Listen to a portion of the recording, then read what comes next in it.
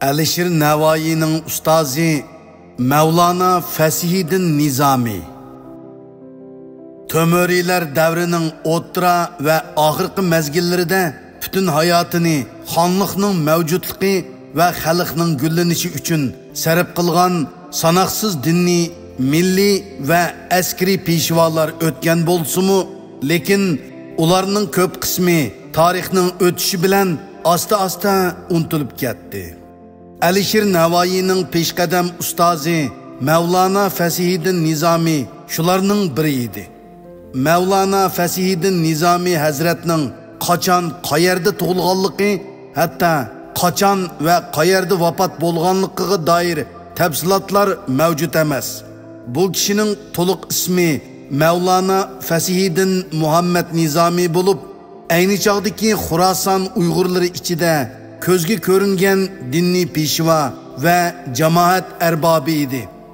Mevlana o'z davrining dinni sarkisi Shayx Sayyiduddin Koshig'aridek hokimiyat va siyosat ishlaridan uzoq turganligi uchun uning nomi va ish izlari tarixiy manbalardami yetarlik o'rin ololmagan edi.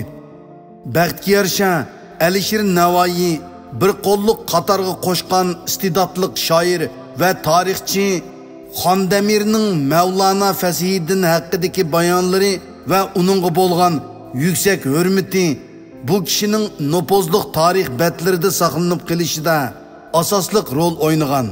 Tarixchi Xondamirning Xulosatul Axbar fi bayoni ahvolul ahyar, ya'ni yaxshi kishilarning ish izlari haqida negizlik ma'lumotlar nomli tarixiy asrida Mevlana Fasihiddin Hazret haqida xeli tafsili ma'lumot berilgan.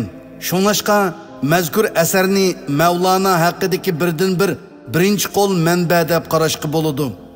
Uning ustiga Alisher Navoiyning Mevlanani o'z asarlarida ayni chog'ning dаңlıq Mevlanalari hisoblangan Mevlana Lutfi, Mevlana Sekkaki ve Mevlana Abdurrahman Cami qatorliq 9 Mevlanalar bilan bir qatorda qo'yishi uning e'tibori ve qimmatini jonliq aks ettirib berish kerak.